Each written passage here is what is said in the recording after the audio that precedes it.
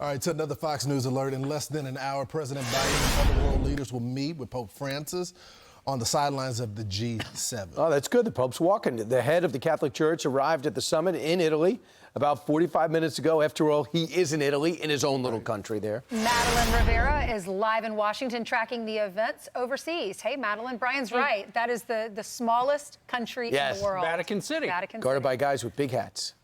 Hey, guys, that's right. Before the president meets with Pope Francis, he's meeting with Italian Prime Minister Giorgia Meloni. No formal remarks from the president in that bilateral meeting so far. They are expected to talk about the Middle East and Ukraine, among other issues. What won't be discussed per a senior administration official is abortion. Meloni reportedly wanted to make sure the G7 communique wouldn't explicitly mention abortion. We shall see when the statement comes out. On Thursday, the U.S. and G7 leaders pledged more support for Ukraine. Clearly wanting to stay on topic, he snapped when a reporter asked a question about Gaza during a news conference, saying he wishes reporters would play by the rules.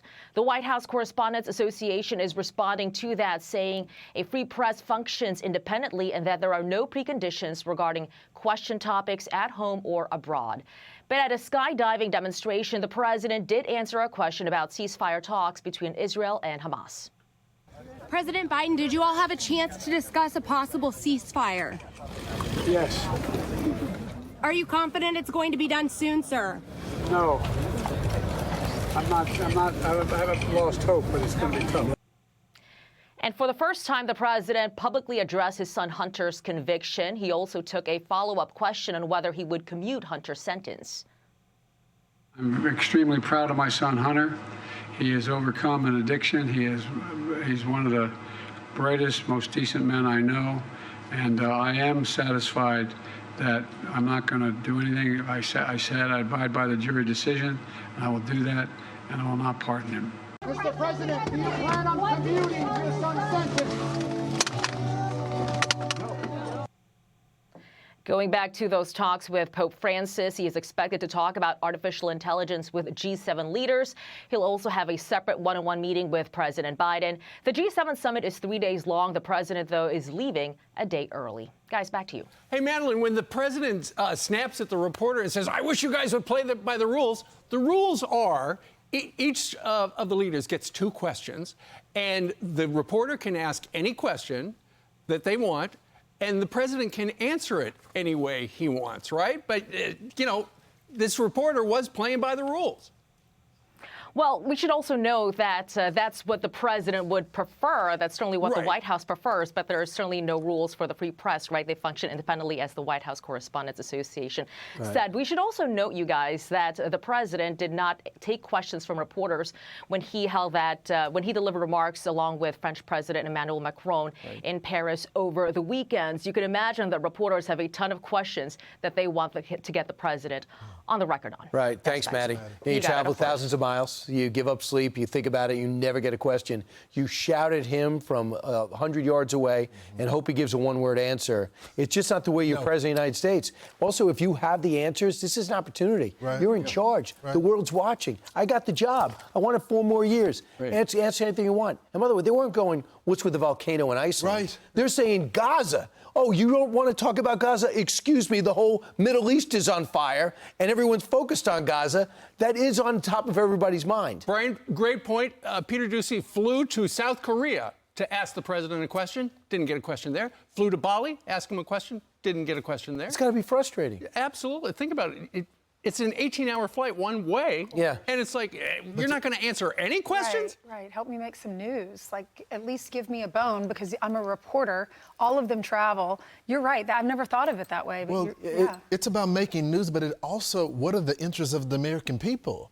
And none of these questions were something that should have shocked the president. I mean, they are the top issues for the American voter, whether it is his son, right? And when I say the top issues, it's what's in the news here back at home. Sure. So you got that, and then we have literally this big portion of his party that are going against the Jews in our country right now. They're being extremely anti-Semitic, and the president policy is impacted by what they do here at home. So they're asking him, Mr. President, where do you stand on this? And he tells them that's not an appropriate question for this moment. Well, it's not up to you to decide what we're supposed to ask. Plus, the American people deserve explanations. I think it's just fascinating that Zelensky put together this peace summit in Switzerland. He told the president, I really need you to come. He's like, I'm not. I'm going to send the vice president. He goes, I really need you to come. He said, I'm not. What could be more important than him going to a peace summit in Switzerland where they frame out what a ceasefire would look like? Well, a fundraiser maybe with celebrities? You know, and that just shows you crazy. Who's running the White House and running the campaign. It's people who don't care that much about Ukraine. And so they're sending the number two, the Veep's going to wind up. On June 3rd, John Kirby was asked about, hey, isn't this a bad look that you would choose going to a fundraiser? Actually, the president is leaving this summit, the G7 summit, one day early to go hang out with George Clooney. Bad look? Here's Kirby. Doesn't it look a bit bad for the president to be skipping this peace summit for Ukraine and going to a glitzy Hollywood event instead? No matter who represents the United States, and oh, by the way, the vice president is representing the United States of America at this summit, it can't be said that the United States has in any way walked away from supporting Ukraine. You know, another reason why I'm so sorry. Go ahead, why this is problematic, because you continue to come to the American people and ask them for money and to support this, right? Which I have no problem with. But you got to make the case for the American public. You just can't come to the American public when you want more money. And this was a great opportunity to frame the conversation, to frame where we go next, to talk about peace, to talk about the threat of Russia. And the president just passes it over to number two, and she's the only one that has a lower approval rating than he does. It just shows you where his priorities are. He wants to make money for the campaign. That's more important than the G7, the last day of the G7. He's skipping out a day early. That's more important than this peace summit about Ukraine that Zelensky's asking world leaders to attend and begging, send her to that, begging to Biden to go to that. But tell your people, hey, we got to change the date. If you want to raise money, let's do it next weekend. Let's do it next Saturday. But instead, they're doing it in Hollywood this coming Saturday. George Clooney and Julia Roberts are going to be the star power of individuals there. And then Jimmy Kimmel and former President Obama are going to lead the conversation. You also have other actors that are going to be there, like Jason Bateman and Jack Black. Good luck with that. You Tickets, want the $250 to $125,000 per ticket. Wow. So they're going to make a lot of money in Hollywood. Is that the optics that you want? I'm saying right now it's not the strongest. President Trump, to contrast that, will be in Michigan Saturday to hold a roundtable with church leaders and residents in Detroit. Average day people. Do you know what Donald Trump is doing today? He's blowing out birthday cake candles. Today is his birthday.